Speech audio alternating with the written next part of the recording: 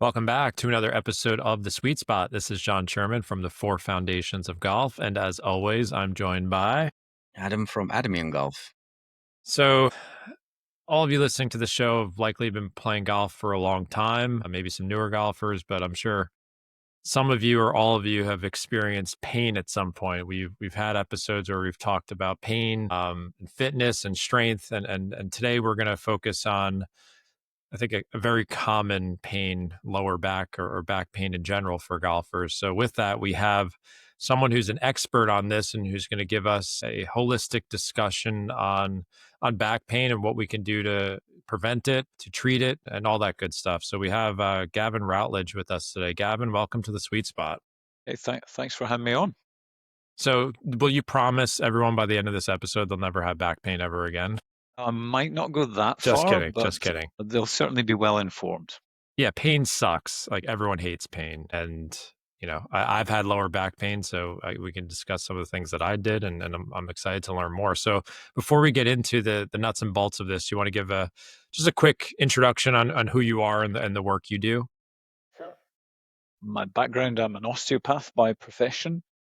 I'm always specialized in lower back pain. I've been in practice for 34 years now. Written a couple of books on it. One just about to come out specifically for golfers.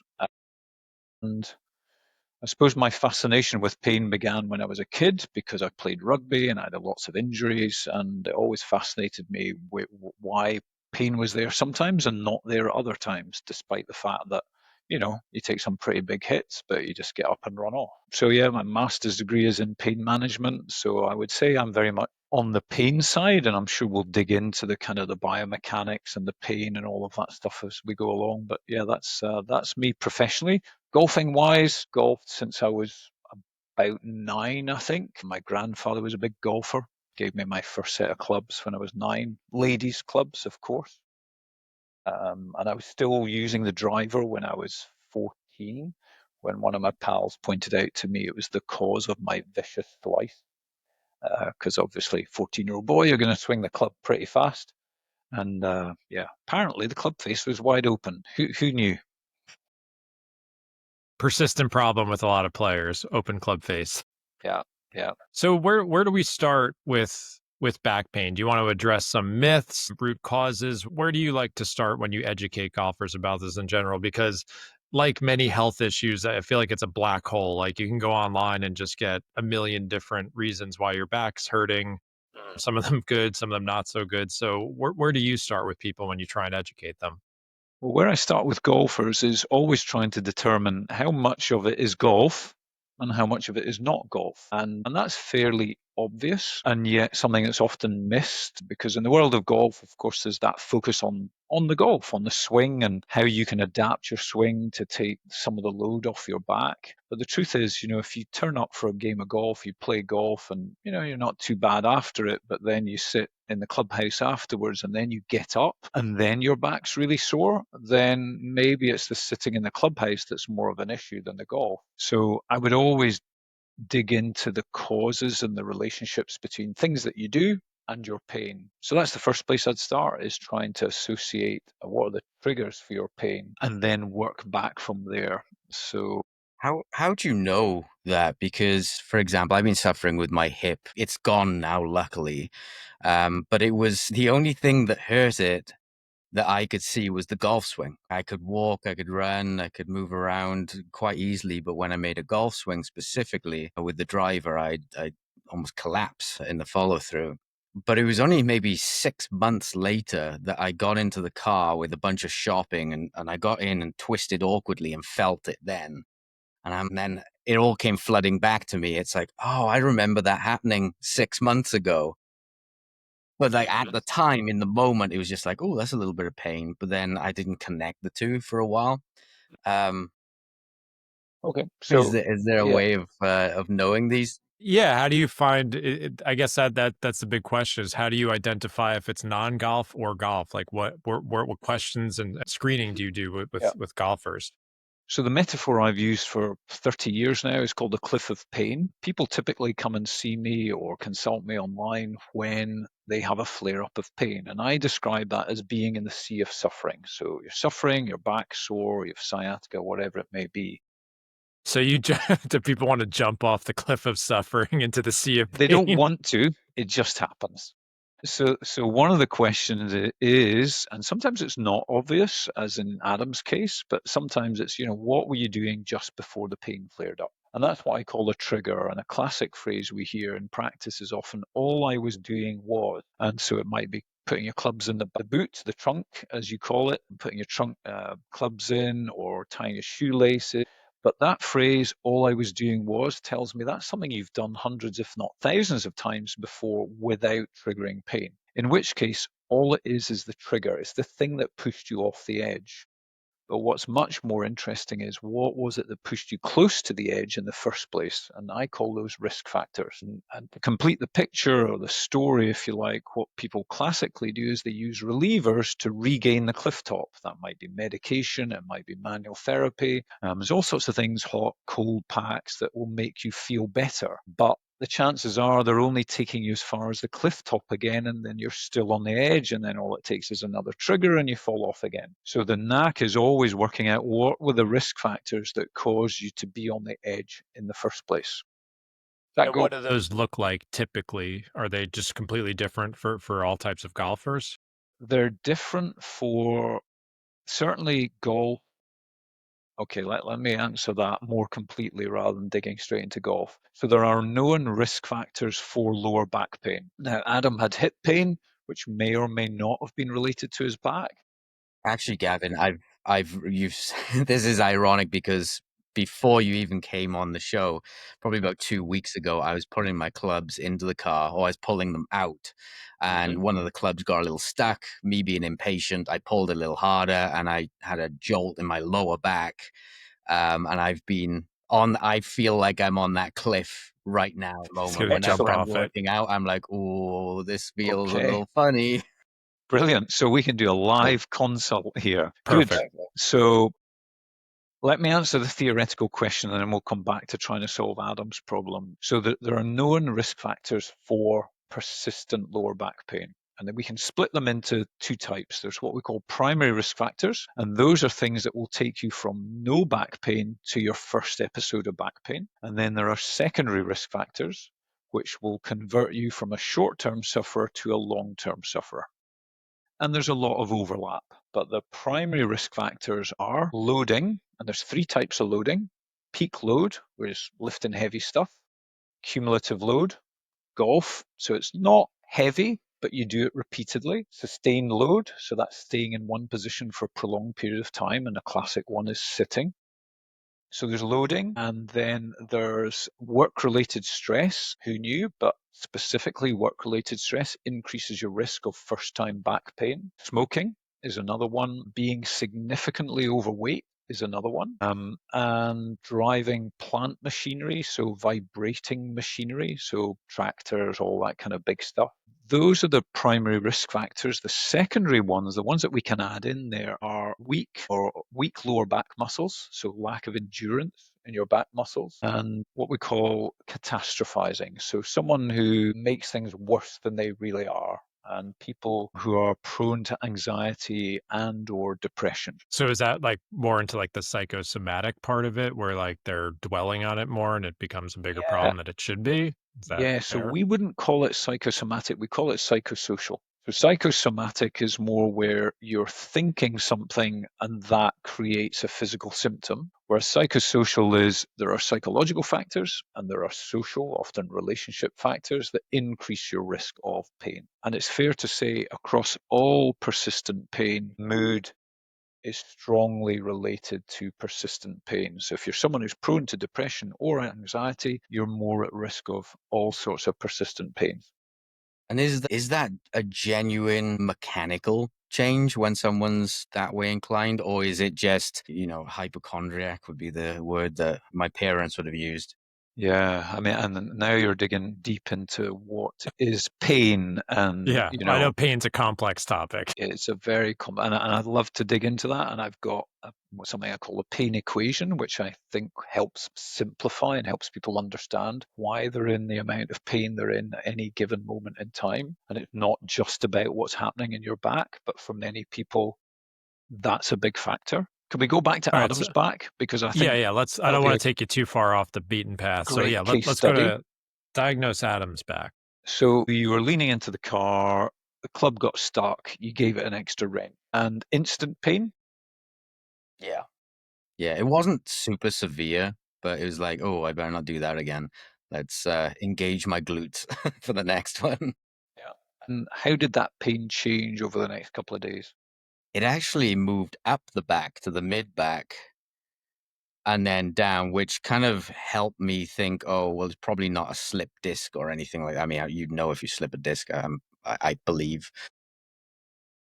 And yeah, moved up a little bit and then back down again. I have it at the moment with golf. Again, it's not super a really big pain. I'd put it at class as like a 4 or 5 out of 10 when it happens, but I'll just be in a posture and it's like, "Ooh, jolt of lightning." And then I found that if I just squat down and hug my knees and then go back up, that seems to relieve it. So when it's happening, but it's there at the moment, has been for about 2 weeks, and it just comes in every now and again. And is that jolt of pain more likely on the follow through?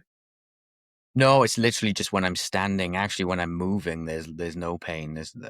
Yeah, it's more if I'm static, Right. So standing still.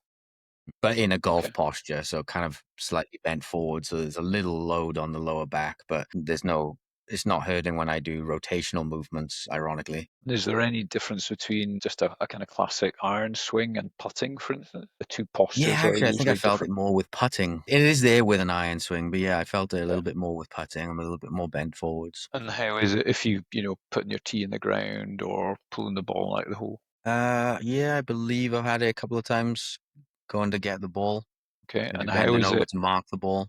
How is it sitting? Sitting fine, and Yeah. no issues. And when you get up from sitting, I don't remember any jolts there's then no either. jolts then. Okay. So it's not a clear pattern, but the being worse in a putting posture than a sort of classic full golf swing posture suggests that you're what I would call flexion intolerant. So flexion is where, if you imagine this is the back of the spine and this is the front, flexion is when you bend forward. So if your back pain is more likely to tweak when you bend forwards, that's what I call flexion intolerant, in which case you want to minimize those movements in the short term because that's a trigger, but it's also what I call an aggravator. So it aggravates your existing back pain. And you'll notice I've not attempted to make any sort of tissue diagnosis because the reality is that the vast majority of people, especially people who have got short-term lower back pain, will recover if they do the right things and avoid the wrong things. So we actually don't need to know what the cause of your pain is, but we do need to know what makes it worse, what makes it better. And then I lean into what I call the rules of rehabilitation. And the first rule is use it or lose it, but don't abuse it.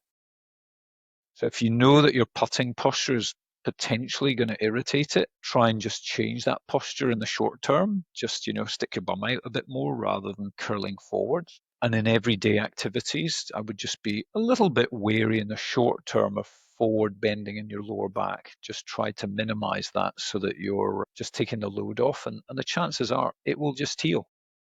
Yeah, I have the world's tightest hamstrings.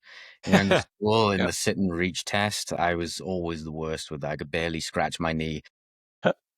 And Uh-huh. so, yeah, when I'm bending over in the car, I have to be aware of, okay, try and keep my back a little bit straighter instead of just curving over. So, Mhm. yeah, I'm pretty much doing that. I've adjusted some of the exercises I do. I like to do the lateral flies for the shoulders when I'm Uh-huh. weightlifting. And Yeah. normally I bend forwards in the golf posture and do that motion, but now I'm standing a little bit more upright, so I'm not in flexion. So hopefully I'm doing the right stuff. I think I've had these things before, and taking your advice, those are the things I've done. Just try to avoid those movements until whatever it is, the inflammation, or Yeah. kind of goes away, and I feel strong again. Yeah, and what I'd be curious about is why did it tweak then? So, okay, you caught it, it was a little bit of an awkward movement, but had there been things going on in the preceding couple of days that pushed you closer to the edge anyway? So, key questions I'd ask is, had you been doing more of anything or less of anything in the preceding couple of days? Probably more sitting and less walking. It's very hot outside at the moment in Yeah, yeah, Vegas. maybe if, It's about yeah, 115 right now. So yeah, walking is yeah, oh, in Scottish terms, that's like 48 degrees Celsius, I think yeah, 45. that's hot. So it's not prime walking weather. Yeah. So I mean that's convenient for me because it fits exactly the kind of prediction I would give you is that if you're doing more flexion related activity, and most people when they sit they drop into flexion in their lower back, then that's sustained load. So you've got more sustained load on your back. So you're just fatiguing it gradually over a couple of days. And then you get into a flexion position and there's a bit of a jolt, bit of peak loading, and bam, you strain something.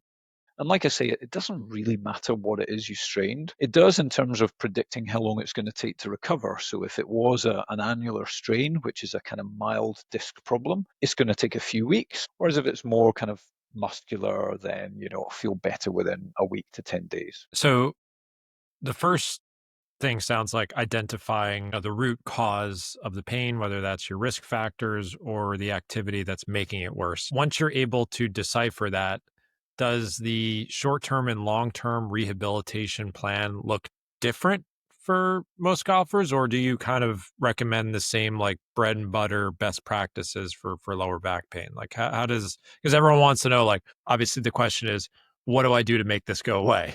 Yeah. So that depends on your intolerances. So if you're flexion intolerant, in the short term, you need to moderate or minimize the amount of flexion you do. But some people are extension intolerant, and classically in golf, you'd feel that at the end of the follow through. So if you get into that follow through position and you get a bit of a jab, you're extension intolerant. And of course, some people are both. They could be flexion and extension intolerant. So in our practice, we did an audit of this about 5 years ago, and 80% or 78% of our patients were flexion intolerant. About 10% were extension intolerant, some were neither, and some were both. So coming back to my cliff of pain model, to answer your question more fully, John, I would say the most important thing in the short term is minimize your aggravators. So don't do things that make it more painful.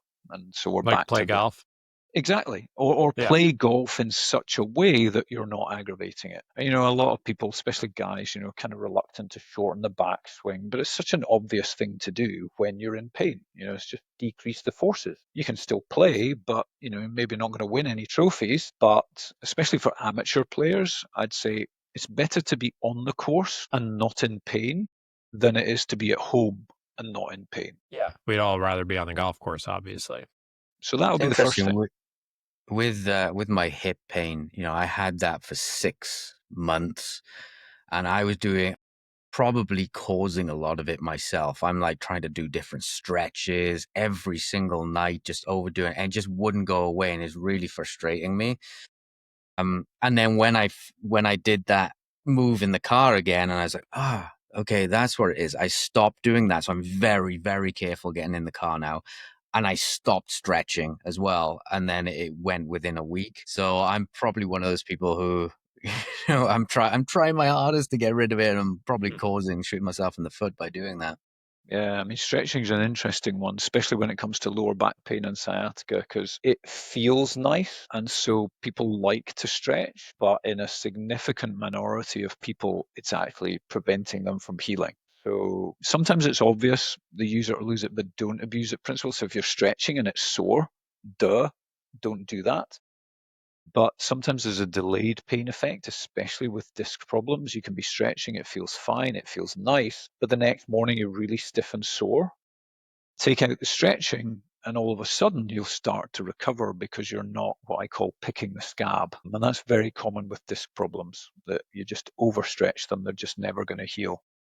Now, with hamstring flexibility for back stretch, is there a causal link there? Yeah, so I talk about this a lot in the forthcoming book, that there's all sorts of sort of syndromes like tight hamstrings, tight hip flexors, syndrome, lower crossing, all sorts of things that people associate with back pain. But the truth is that they may be relevant in an individual, but there's no research evidence that these things are predictive of pain. And this is one of the big problems. And I listened to your episode with Greg Rose, and I've got massive respect for TPI. They do so much good work. But what I would say is that where they miss out, if you like, is on the pain science. So if all of your pain is related to how you play golf, TPI are the people you should be looking at. But if there are other factors in the mix there, it needs more of a holistic clinical approach to combat particularly persistent pain. So does that look like, I mean, for example, I had horrible lower back tightness 7 or 8 years ago, and I went crazy about it. And I went full tilt on mobility exercises. I got a standing desk. I finally started doing leg day instead of just lifting my upper body. I walked every day. I can't prove which thing fixed it for me, but I'd bet it was the deadlifts. I just felt like getting stronger. It got me looser, and like it just I was in horrible pain. Like I had tailbone pain when I was sitting.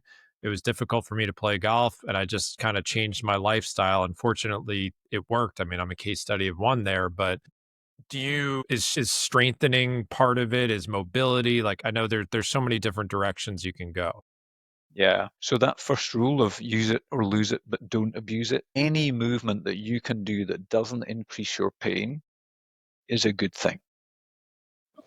One of the risk factors, secondary risk factors, was poor muscular endurance, particularly lower back muscles. And we think that that's secondary to your first episode. So you can imagine if you've got a really sore back, you tend to do less. And as a result, you get deconditioned, so your back muscles get weaker. And that sets you up for a vicious cycle of recurring back problems. So definitely strengthening what's commonly known as your kind of core muscles makes a lot of sense if you have persistent lower back pain, and moving that up from there into just broad strengthening.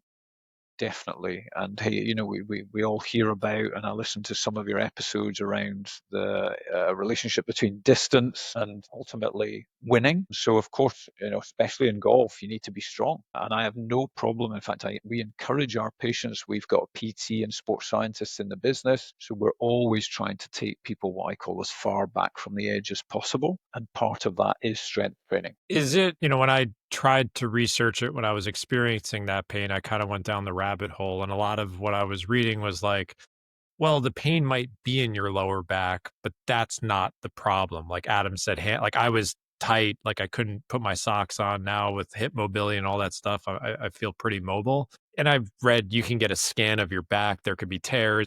It's so hard to like pinpoint what it is. Is it the tight hips? Is it the hamstrings? Like, what is your view on like the source of the pain actually not being in the back? It's something else that's contributing to it. Yeah, okay. So we dig into the Sorry if science. that's incredibly That's a big complicated. question. No. So the science of pain. So I think there's a couple of threads in there, and I'm going to pull on the obvious one first. So tight hamstrings and those kind of what I would call mechanical explanations for pain. So I teach pain to physical therapists and how it works, and often I start the workshop by saying, give me a list of all the possible causes of lower back pain. And they'll throw out things like tight hamstring, tight hip flexors, weak glutes, all these kind of things. And then I have a bit of fun, and the fun for me is I say, okay, and how does that cause pain? And they start to give me some, well, that causes this muscle to pull, and then that has to pull more powerfully, and then that strains your back. I say, okay, how does that cause pain? And what I'm looking for is a neurophysiological explanation for pain. And they don't have one because they don't understand how pain works. So that's the first thing.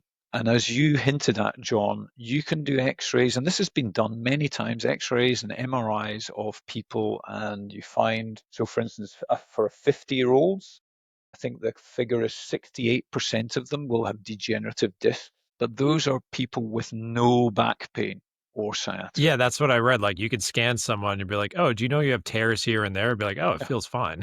Yeah, absolutely. And I'm sure, so I had a disc prolapse in my 20s, which bothered me for 7 years on and off, but I just had one, but it was a big problem for a long time. Now I'm 55 now. I suspect if you MRI'd me, there'll be all sorts of interesting findings on my MRI. But I've not had pain for decades because what you see on an MRI bears very little correlation with how people feel. Now, I'm not saying there isn't a place for MRI. There absolutely is, especially if you're considering surgery.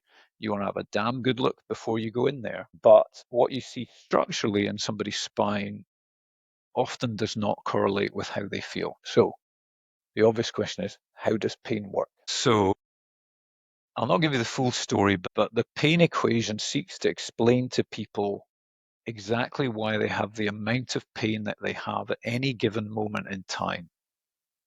Okay, and I'll talk about it briefly, but if you want more on this, we've got resources online, and at the end of this podcast, no doubt we'll point people towards that. So pain equals, and if you hate maths, don't worry, there isn't any actual maths in this, but pain equals nociception, and I'm going to have to unpack all these terms as we go along. So pain equals nociception minus movement without pain plus negative thinking minus positive thinking plus attention to body part plus previous volume of pain.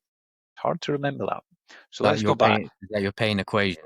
That's the pain equation. Yeah, I know it's a mouthful. So nociception is what happens in your back. So nociceptors are little nerve endings that we have all over our body, interestingly not in the brain itself, which is why you can do kind of brain surgery with people awake, because you don't have any nociceptors in your brain tissue, but you've got them everywhere else. So a nociceptor detects noxious input. So if you jab a needle into your arm or you get a nettle sting or something, the nociceptors will detect something's gone wrong and they send a little electrical impulse up the length of that nerve towards the spinal cord. And that's nociception. Now, movement without pain, what do you do when you stub your toe? You jump around. What do you do when you hit your thumb with a hammer? You shake it, you suck it, you do all these things. So if you hit the ground hard with your club in the heavy rough, your hands jar, you give them a good shake. So we know that if you move your body part in a way that doesn't cause pain, it actually reduces pain. So that's part of the pain equation. Negative thinking. Now, the way your brain processes pain is tightly interwoven with emotions. So the more stressed you are, and if we go back to the risk factors for persistent pain, you'll remember one of them was mood. So depression and anxiety. So the more negative thoughts you have kicking around in your head, the more pain you're likely to experience. Inversely, the more positive thoughts you have, the less likely you are to have pain. Then we've got attention. So, I don't know if either of you guys have played contact sports, but when, you have a big impact, you just get up and run off because you're totally focused on the match, on the game situation. Whereas if you had that kind of impact in the street, somebody ran into you full tilt, or, somebody was trying to rob you and they bashed you or something, you'd be in a lot of pain straight away because all your attention would be focused on that trauma. So attention is another variable. And finally, the previous volume of pain. So the more pain that you've experienced in your life, the more pain you're likely to experience, not just in that particular location, but cumulatively. And that, much as it seems quite clunky, explains why you have the amount of pain that you have at any given moment in time. You talked about the contact sports. Maybe this is a myth, but we used to say, because I used to play soccer, and I remember having a chunk bone taken out of my shin. I wasn't wearing shin pads. Yep. And obviously, I didn't notice it until the end of the game. And yeah, we used to say that it was the adrenaline wearing off. Is there any truth to that, or is it just purely attention, or a combination? It's a combination of things, Adam. So there's no doubt if you have a chunk taken out of your leg, the nociceptors will be firing. So you've got nociception going on, but your attention is elsewhere. So that's a big one. That's going to reduce your pain experience. Whether it's endorphins or endocannabinoids, which we all produce when we do especially very physical aerobic activity, that will also reduce your pain experience. And maybe you've never had pain in that part of your leg before, so previous volume of pain may be low, and your mood, hopefully, especially if you're on the winning side, is going to be high. So All of those things will drive your pain experience down. But I think the main one is attention in that situation. So there's obviously a psychological component to this, how we're thinking about it, how we're giving it attention. There's structural issues going on. So when you're I know obviously you're giving advice in a generic way. You've got a book coming out, and then it sounds like you work directly with clients. So we understand the difficulty of that, especially like golf is like that too. You can give generic golf advice, but then when you see someone one on one, the advice might change a little bit. But is there, in terms of whether it's mobility slash stretching, I always try and separate those two words, and strength training in general, like life changes, like advice and checks that people can like check off in their daily life that you say, this is probably going to help you either prevent it or minimize these issues from arising? Like, what are like your bread and butter things that you would give to people? Yeah. I think especially in a golfing context, and I know, or at least I think I remember this is very consistent with what Greg had to say, in the majority of golfers I see with persistent lower back pain, they need to do more thoracic and hip mobility work and stabilize and strengthen the lower back. And very often they're doing too much stretching of their lower back. Very often. So do you like every morning I'm doing those 90-90 hip motions. I've been doing those for years. Like, yeah, I don't know if you've seen Mike Carroll's work from Fit for Yeah. Golf. So Yeah. he has a Great lot guy. of great mobility stuff too. But um, you just think, I mean, that's most people are sitting all day long. I've kind of tried to switch to a standing desk here and there, but it sounds like it always comes back. I see hip stuff a lot in relation to lower back, and it sounds like that's a common thread for what you see as well. It is, and I'm sure I've listened to some of Mike's stuff, and he clearly is an expert in this field, and I would confirm that stretching and mobilizing your hips is really valuable. But if you're someone who just sits for long periods every day, it's not enough. Yeah. The problem is you're sitting for long periods. Yeah. And so your body's going to adapt to that. It's going to change. And no amount of mobility and stretching is going to change that. It will offset the risk to some extent. But ideally, what you should do is, as you've got a sit stand desk, spend some of the day standing, some of it sitting. When you're standing, as I am now, don't stand still. Sway your hips from side to side. Look, set your environment up in such a way that, I've often got kettlebells next to my desk, and I'll maybe, swing a kettlebell for 2 or 3 minutes, just little micro breaks through the day, because the longer you spend doing any one thing, that's what your body gets used to.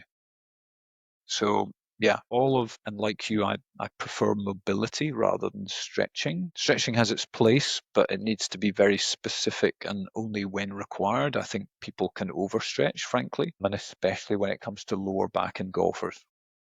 And what about the thoracic spine?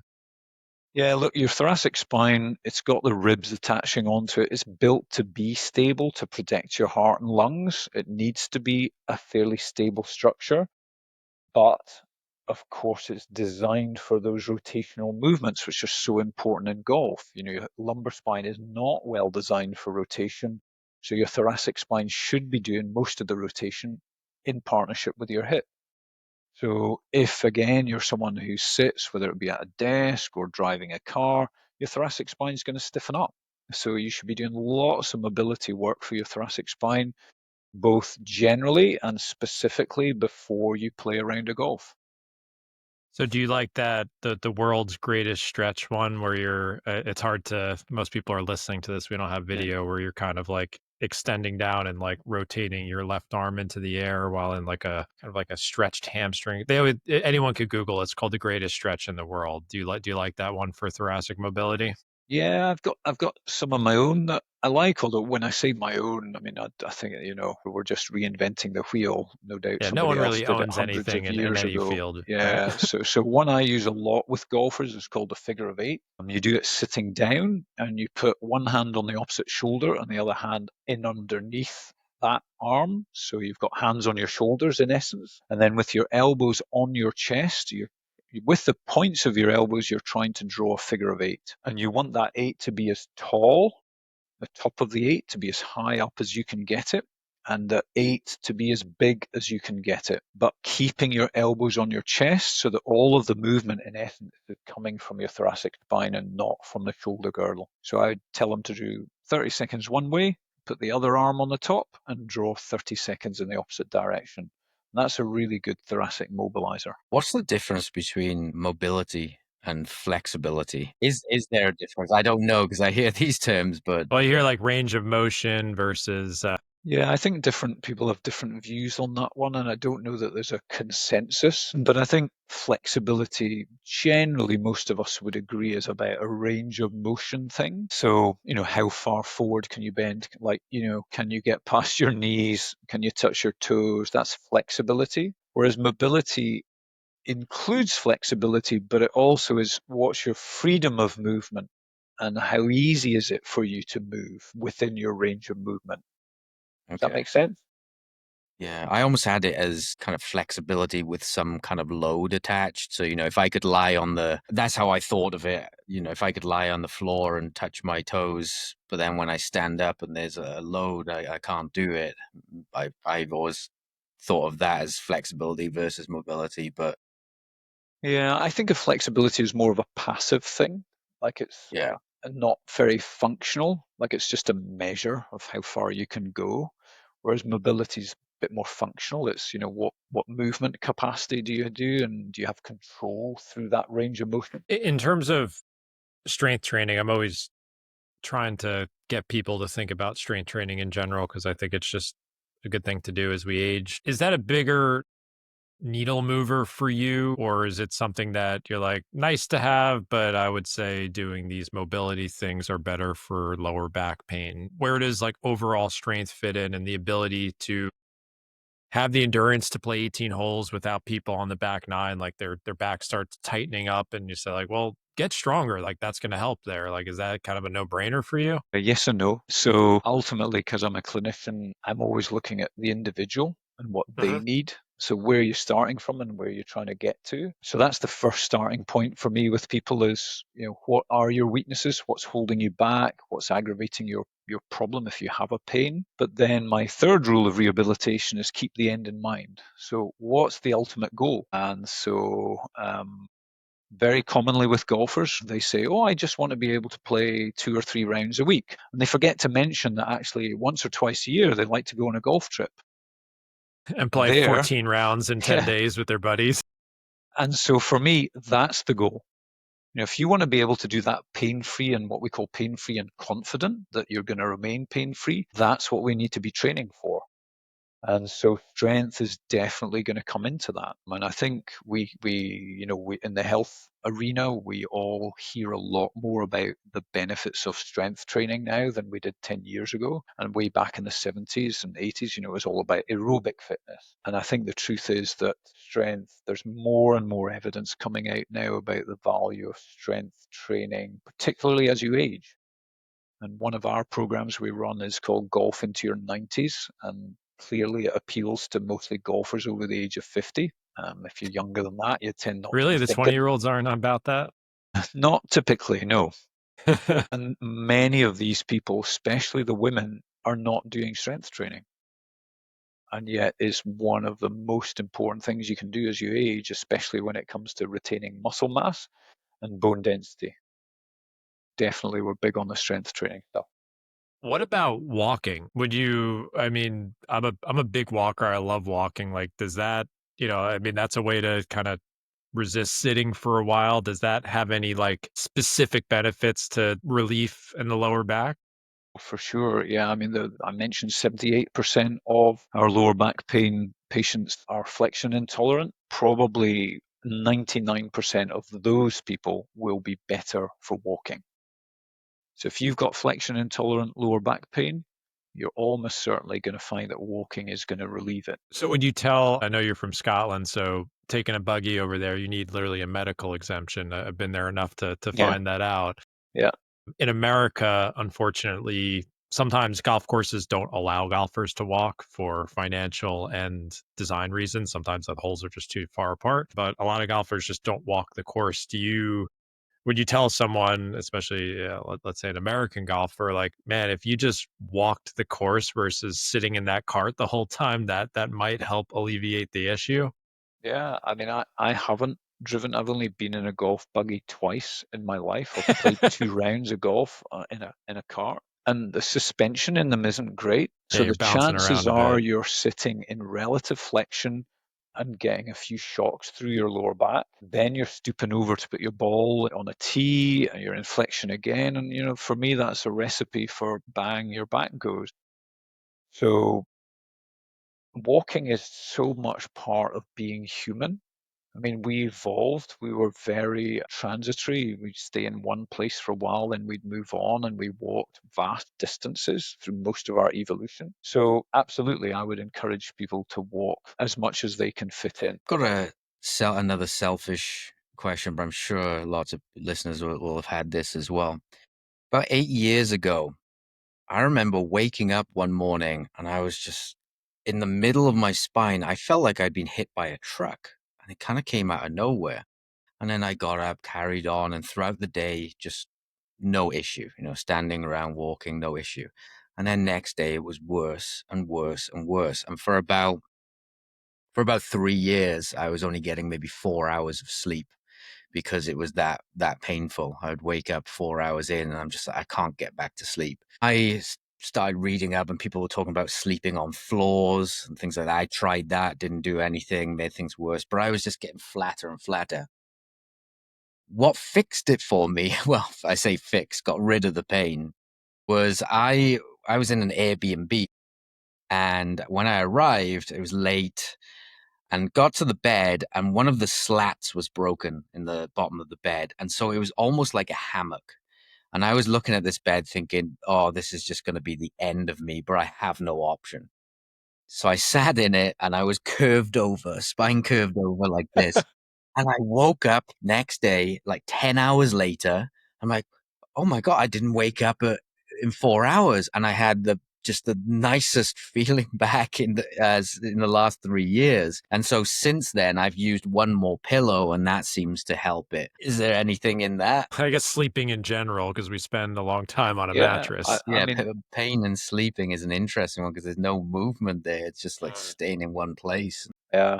And so, do you still have the issue, Adam, but just Yeah, less? so I don't actually like sleeping with two pillows and feeling Yeah. upright. So I do it for maybe 6, 7 hours. And then towards the end, I'm like, oh, I want to get really comfortable. And I pull the other pillow out. And then I wake up again with a little bit of back pain about an hour in. But I'm like, okay, well, I've got my 8 hours sleep. So it's not too bad. But yeah, there's a definite pattern between the more flat I lie during sleeping, the more that pain just ramps up until it's unbearable. Whereas when I'm slightly curved with my spine, I seem to be able to go for as And long have as you I'm had any comfortable. manual therapy for it?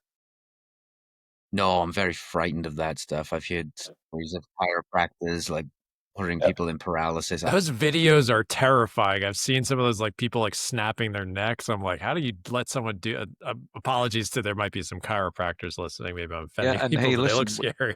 I use those techniques as well, but not as much as most chiropractors. So I think there's a time and a place for those manipulative techniques, and that's why I ask, is that yours is clearly there's a mechanical issue there. The fact that, you had it for such a long time and then it was so much better by being in a very different position. Clearly the mechanics of what's going on there is a big factor for you. So I would definitely be looking at, what can we do differently? How can we change the way your back works to try and get it to be okay again? I'm not sure why, and this is often the case. I mean, we can talk about other clinical practices and so on, and I think it's very important as a clinician to be confident in what you present to your patients, but it's equally important to be honest. And sometimes I just don't know, and so I'll tell you, I don't know, but I have a theory. So if we try this and things work out well, I'll take the credit, and if they don't, then we'll just have to think again. But in a fuller answer to your question, Adam, I I think you've done the right thing. You've kind of happened on a kind of, not a solution exactly, but a kind of temporary fix. But the danger is if you always sleep in that position, you're going to become even more intolerant of sleeping flat because you just don't do it. So I think it's good that you do that some of the time, even though it's less comfortable for you. Because the longer you go without doing it, you just, and I listened to one of your episodes about avoidance recently, and this is a huge issue with pain. It's called fear avoidance. So we know that classically, this is 1983, a researcher called Letham and his colleagues came up with a model called the fear avoidance model. And essentially, it's like a circle, vicious circle. People get in, they're in pain, so they don't do things, they avoid the thing, and then they get more fearful of the thing, so they do it even less, and that causes more pain. And so they just keep going around that loop. And the answer for that group of people is always to confront the issue. And that's where I use my second rule, which is start low and build slow. So we're not talking about push into the pain by any means. We're just saying just do enough that you're moving the needle a little bit, but not aggravating the problem. But coming back to your specific problem, Adam, I don't know. When you started telling the story, I thought, sounds kind of disky, and you can get disc problems in the thoracic spine. They're less commonly symptomatic because the discs in the thoracic spine are much smaller. The nerves are also very small. And so the chance of the disc contacting the nerve is less than in the cervical or lumbar spines. But classically, disc problems are often worse the longer you stay still because the disc becomes more inflamed. And that's true of most tissues. The longer you stay still, the more inflammation builds up. But also the disc absorbs fluid when you're off weight bearing. So if there's a little bulge in that disc, that bulge is going to get bigger the longer you're lying down. And so the pain will tend to escalate as the night wears on. Have you ever? So I'm thinking of Louis Oosthuizen, who famously traveled with his own mattress and probably still does because he has back issues. I mean, have you ever like work with people like I do better on a firm mattress? Soft mattresses made my back feel like crap. Have you looked into that? Because again, we spend, I don't know, hopefully a third of our life sleeping. How important does that factor into things? You ever discuss that with clients? Well, definitely when their pain gets worse in bed. So, if they go to So bed if and they that's a wake up, trigger, yeah, obviously. Yeah. it's a trigger or an aggravator. So aggravators are things that when you already have pain, they keep you Yeah. in pain. Got it. So if you're clearly getting worse the longer you spend in bed, then definitely we need to think about the mattress. And like I said earlier, it might not be the mattress. It could just be inflammation is building up or the disc bulge is slowly getting a bit bigger as you stay off weight bearing. But it's definitely worth digging into the mattress. The general rules I have there is the flatter you are, and I can't tell. I've not seen either of you sort of standing up. I don't know what shapes you are exactly. I know you're roughly your We're both shape. little men. Well, me too. We're 5'8", I think, the two of us. Slightly, yeah. Anyway, slightly taller, but similar shape. Every So time someone meets me, they're like, "Oh, I thought you'd be taller." I'm like, "Thank you, appreciate that." thanks a lot. Yeah, I always wanted to be 6'2", and I also wanted to be called Clint. But that's just my age. So the flatter you are, so if you look at someone from the side, the neck curves in, the mid back curves out, the lower back curves in. But some people are flatter, and some people are much more curvy. The flatter you are, typically the firmer the mattress you like. And the same is true of your other body shape. So women who are classically more curvy than men, so they tend to have narrower waists, bigger hips, they tend to need a softer surface. Whereas men tend to be more straight up and down, they tend to need a firmer surface. The exception to that is wide-shouldered men. So if you've got wide shoulders and a narrow waist, you need the mattress to be soft enough that your shoulder can sink into the mattress so that you get support in your waist. Does that make Is that sense? for a side sleeper though? Yeah, well, especially if you're a side sleeper, then if I you've got sleep like a wide shoulders. vampire. I literally cross my Oh, hands. you're on your back. I'm a side sleeper. I Yeah, love it. I've no, had my mattress for 10 years. I love it. You're a vampire side sleeper. sleeping Interesting. will kill my back. Yeah, I can't sleep on my side. I wouldn't be able to get an hour of sleep. Just because you psychologically can't sleep in that position. Oh, my back I'd wake up with back pain, lower back pain for that. So if I'm on my back like a vampire, then I get mid back pain. Whereas if I'm on my side, I'd wake up with lower back pain. Adam, you're running out of options. I know, I just need to be put We're gonna down. have to suspend you from the air. I mean, You luckily have my to. solutions allow me to live, but But sleeping is not great. I mean, yeah. I would definitely encourage you to explore ways of finding as many positions you can sleep in as you can, because as you age, the options narrow even more, typically. People just become less tolerant of postural issues as they age. So if you're struggling to lie on your side, is it because you're not getting sufficient support?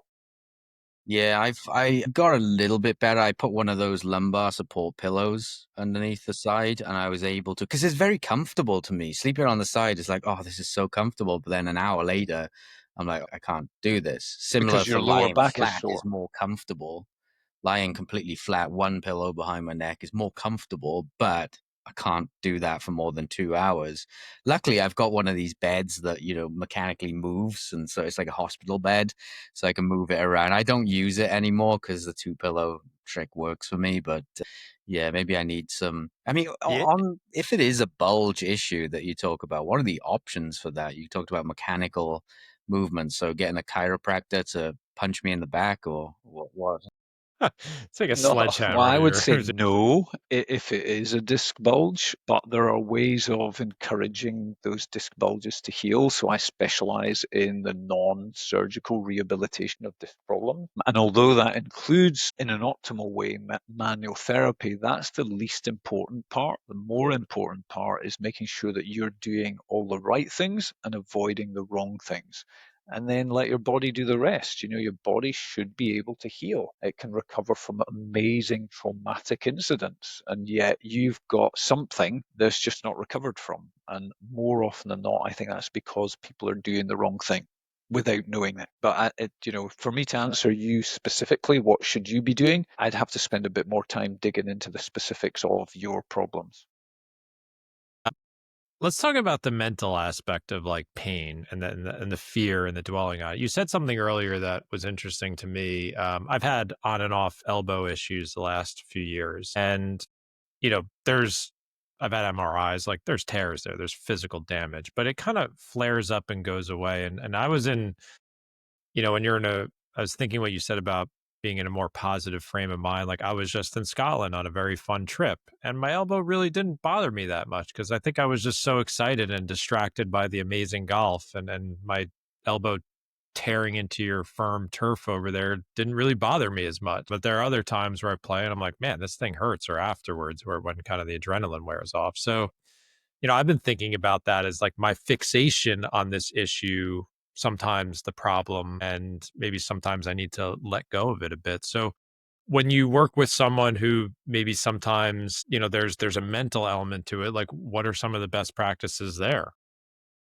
I would say for everyone with persistent pain, wherever that pain may be, there's a mental aspect. You cannot separate mind and body.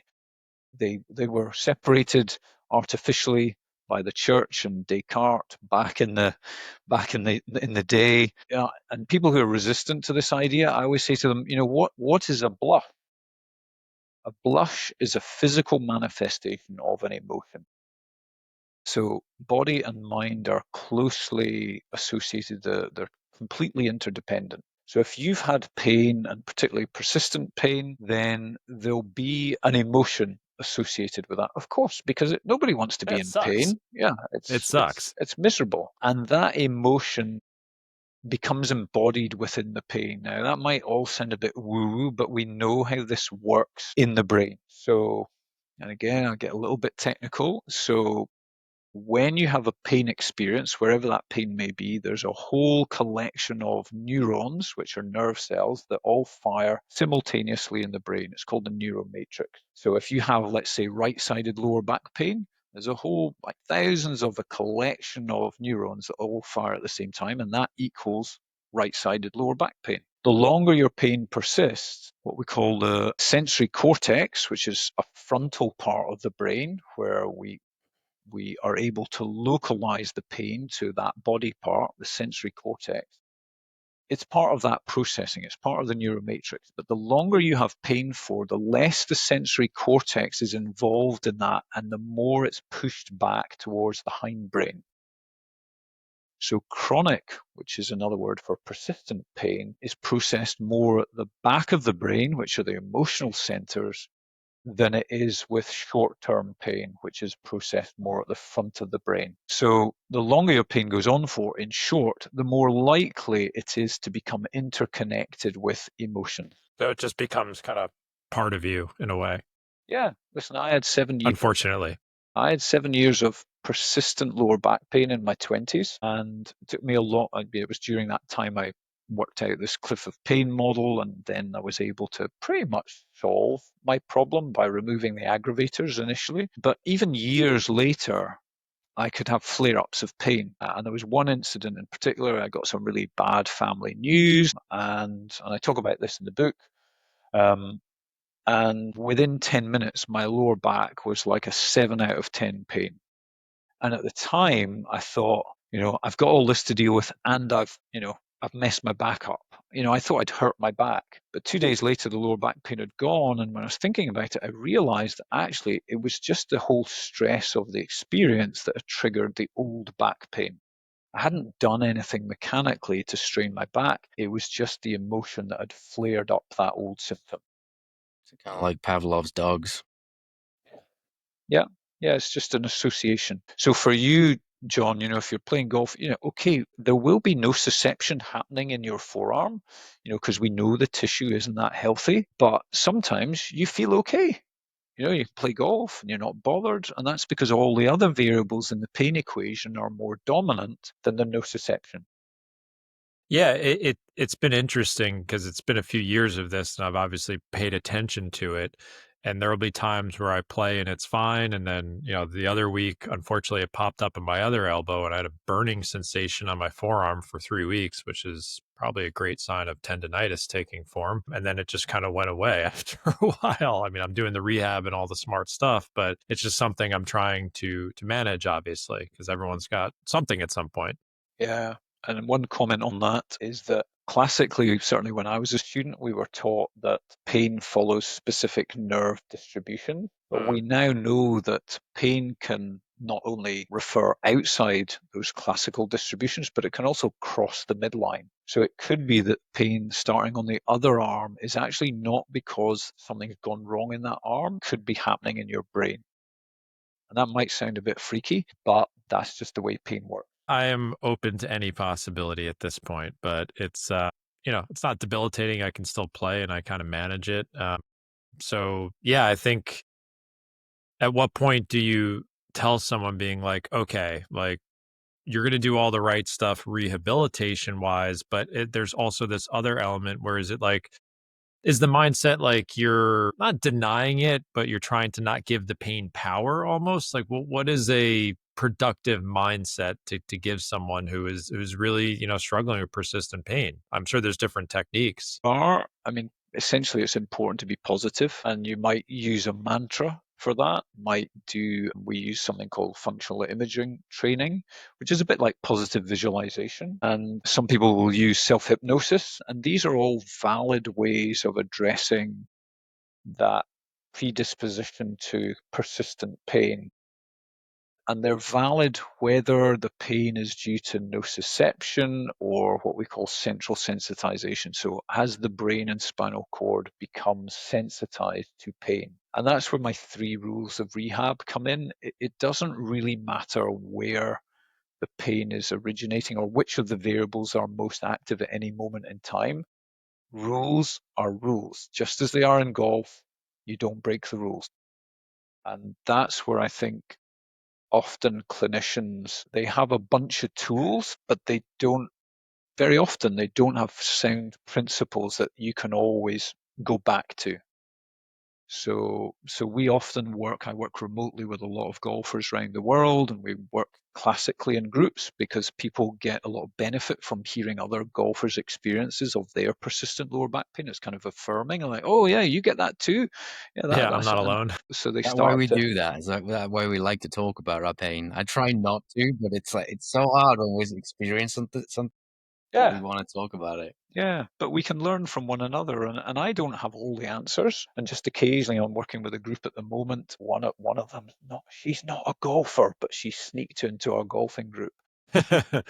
But she's a very self-aware person. She's a psychologist, and she's really helped two of the guys in the group because she's reaffirming this mind-body connection thing from her own personal experience. She's prone to being a bit stressy, so she identifies with this. If she gets anxious about her pain, she's more likely to have these kind of spasms of pain, whereas the guys were very resistant to that initially. But hearing her say this is her experience, they've sort of said, well, I think that happens to me too.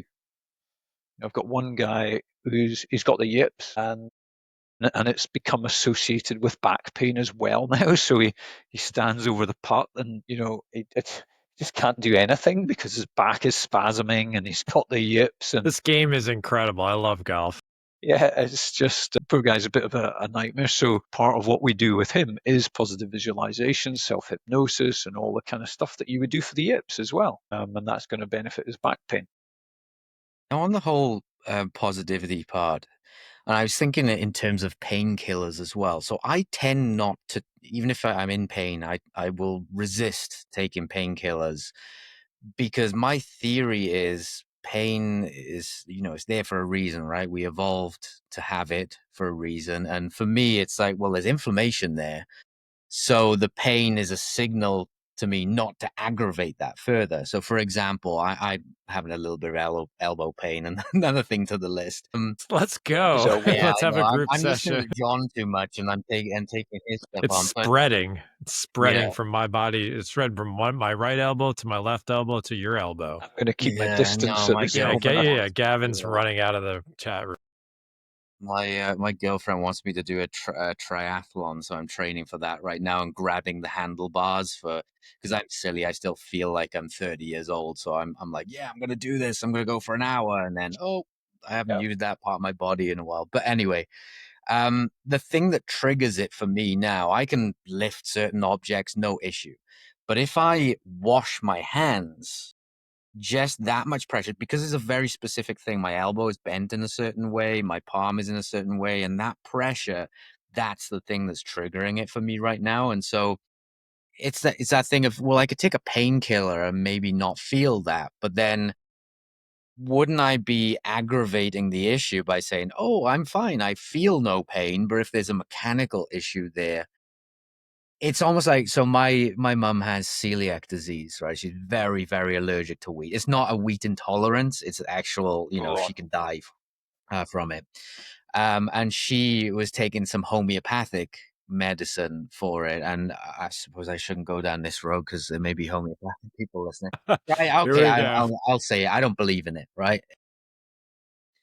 I think it's placebo effect. That's You all just buy I'll say. yourself 20 angry. Which is fine for certain things. Like if it's like an anxiety issue, by all means take a placebo. But if it's an actual structural issue, like someone could die from this, taking this homeopathic medicine and then going, oh, I'm fine, I can eat wheat now, and then dying from it, for me, it's like that's the extreme form of painkillers, or even maybe thinking positive. I don't know. What's your feeling on that? If I just thought positive and that disrupts that side of the equation, but the mechanical side, the structural side is still there, might you not aggravate that further? yeah, like you, Adam, I try and avoid using analgesia in order to do things that would otherwise be painful to do. I do use analgesia if I can't get to sleep because of pain. So sleep is incredibly important for rehabilitation. And so if your pain is preventing you from sleeping, that's the time to take analgesia, especially short acting stuff. And there's, this whole, I mean, you're in the US, so like, access to some pretty severe medication is fairly easy. But so that's my general measure is if you can't sleep, that's the time to take medication. And of course, we know that opiates are very dangerous things if taken for more than a couple of weeks at a time. Very easy to get addicted to. So personally, I don't go that route. What about like mild anti-inflammatories like Advil or Aleve, that type of stuff? Yeah, again, short term, fine, but all most prescription medication and most of those things in this country, you can get mild anti-inflammatories over the counter, but if you want more than a kind of 400 milligram dose of ibuprofen, then you have to get a prescription for it here. And that's for good reason that, these things come with side effects. And the one that's often not talked about in rehab is there's laboratory evidence, not in humans because nobody's going to do this clinical trial, but certainly in primates they've done it, and in rats, that if you use anti-inflammatories, it interferes with the healing process, which makes absolute sense because inflammation is the first stage of healing. So if you're blocking inflammation, you will block subsequent stages of healing, so new tissue formation. So again, I've used anti-inflammatories. I had a really bad shoulder pain many years ago. There's no way I was going to be able to sleep with it, and anti-inflammatories helped with the pain. So I took them for a couple of nights. But as soon as the pain is manageable, then I'll stop taking them. Fair point. Every golf locker room you go into is Oh, loaded with, I and know. I'll be honest with Hear you, them I've rattling. taken Advil for my elbow in many rounds, just being like, you know what, I don't feel like feeling this today, and I pop a couple. I take 400 milligrams. I've done it, so I'll be honest. I try not to Yeah. do it all the time, but I've done it. Yeah. Have you looked into so one thing I got off the internet, which I really probably shouldn't have, is peptides.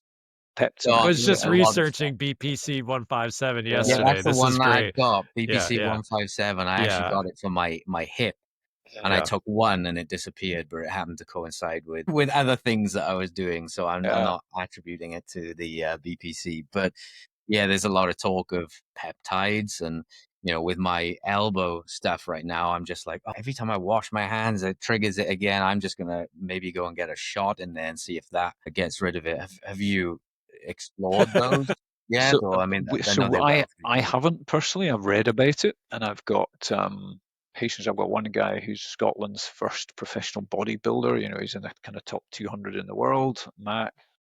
He's got a classic name. You should look him up. One Rep Max. His Christian name is Max, but Nice. that's his moniker. One Rep Max. And so, Max will not make any secrets of this. He definitely uses peptides for recovery and performance. And he knows a lot more about it than I will ever know because he needs to, along with various other things that no doubt he uses. But I think it's likely, it would make absolute sense if they help with tissue healing. I But put out a tweet yesterday about my elbow just being persistent, and I got bombarded with people who have taken BPC 157 and were like, yeah, fixed it in a month. Now, I've also gotten other messages being like, I drank turmeric, I wore a wrist splint, I went to software. So I've gotten, 100 different studies of one as responses, but I got enough of them where I read about it for an hour yesterday. I haven't ordered it, but at least piqued my. I was reading all the notes from Andrew Huberman's podcast, and there's some scary stuff about it, like lack of regulation. Does it? If you've got cancer cells in you, it could let them feast because it makes your blood vessels widen a bit and increases blood flow, which is good for healing tissue, but it's also bad for for cancer tumors. spreading, yeah. Yeah. So I don't think we're going to solve this on this episode, but I looked No, at it too. that's out of my wheelhouse. Yeah, yeah, I think it's out of everyone's wheelhouse. No one really At the knows. moment. Yeah, yeah. But certainly, I think it's really important to optimize nutrition for everything, performance, rehabilitation, and that's something that's often missed. Is that we clinicians will focus on the store bit, and we're trying to improve mechanics and avoid all those aggravators and so on. But the person has a terrible diet. Mm. It's Yeah, really hard to rehab when you're eating rubbish.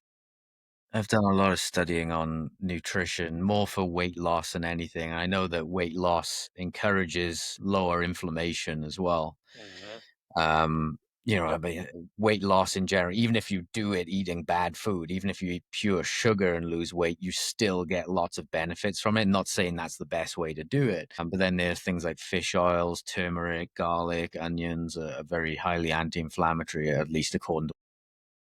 Yeah, and certainly I'd agree that losing body fat specifically is going to bring down your inflammation. And in fact, I mention a case study in the book about a guy who Actually, I think the one I reported was a guy who decided, he would reduce his ultra-processed foods in order to help with weight loss, but within 2 days of reducing his ultra-processed food, his pain halved.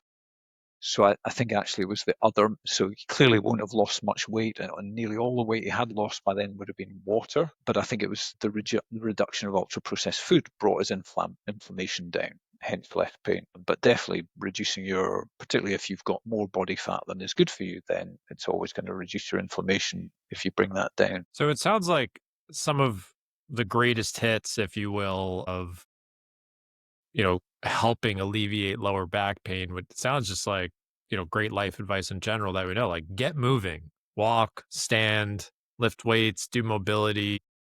It sounds like sitting was one of the main culprits you mentioned, and kind of, this not moving at all because you're putting stress in that area just by sitting there. It sounds like, just getting out and standing and doing stuff is one of the best things you could do.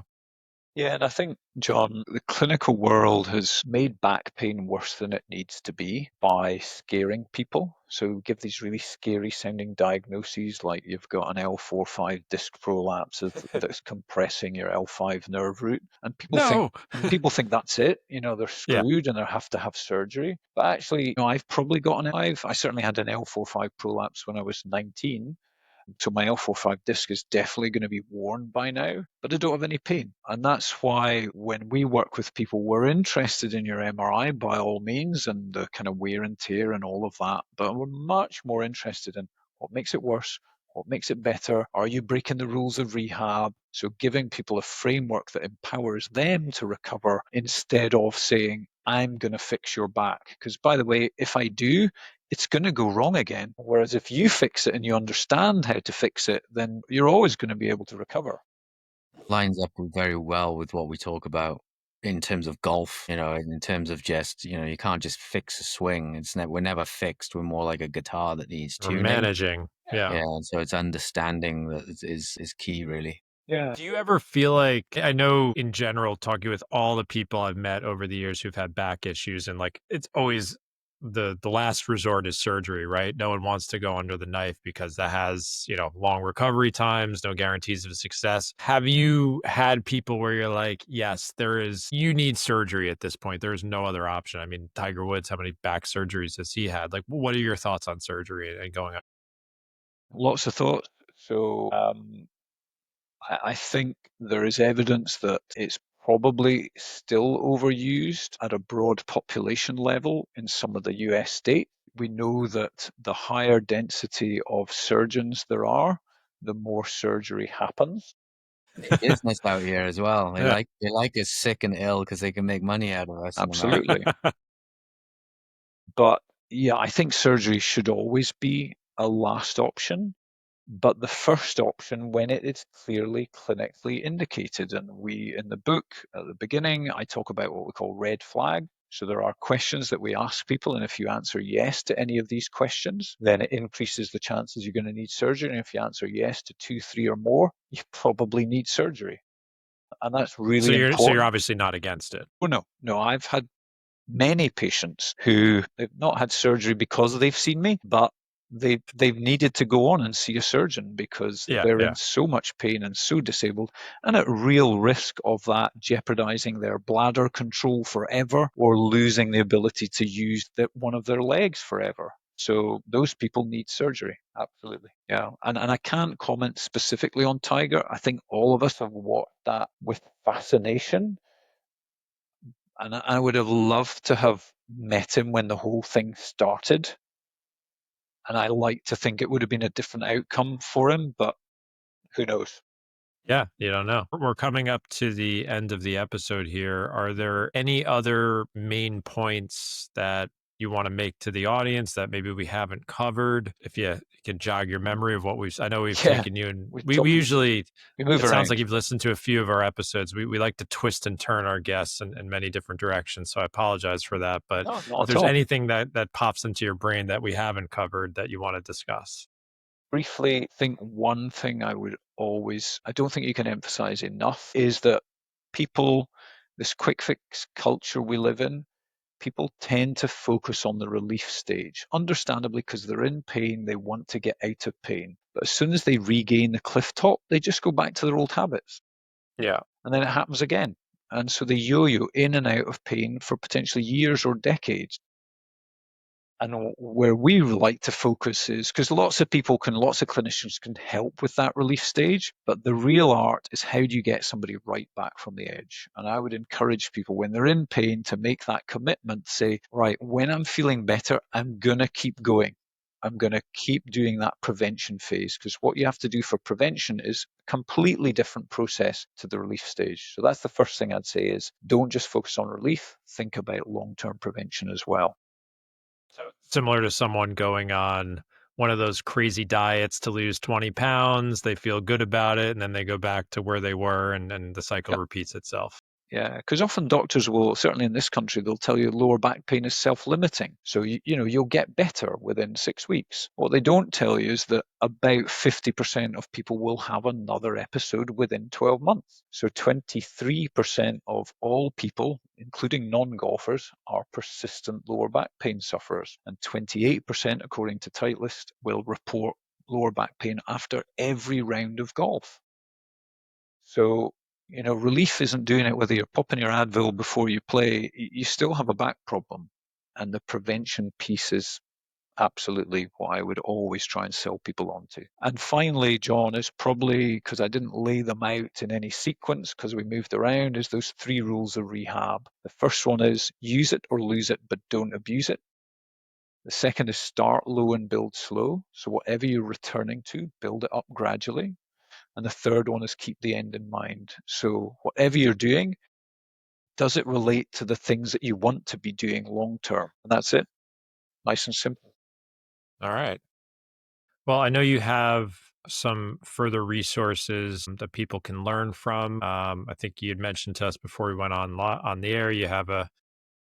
We're always happy to promote if someone comes on the show and is willing to give their knowledge that you've obviously worked decades for. You've got some products that you sell. We kind of vetted Gavin a bit. I think he's a legitimate person. So, tell us about, you have some free stuff people can get on the website. You have a more of a comprehensive plan that you're willing to give a discount to. So let us know where people can find you and what you have available to them beyond this conversation. Yeah.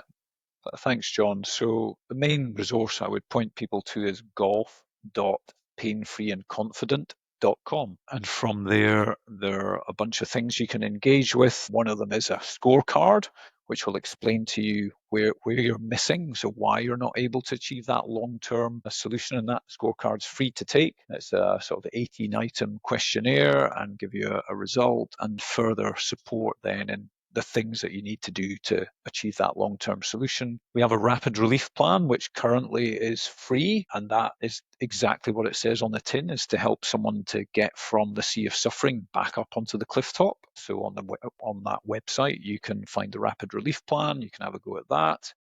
Then our full 16-week transformation program is the bit that takes you right back from the cliff edge to as far back as you can get, the Pain Free and Confident program. And again, that's on the website. And for listeners to the Sweet Spot, you can get 15% off by just using the Sweet Spot 15 as a discount code at checkout. And that's all All right. uppercase, the Sweet All Spot right. 15.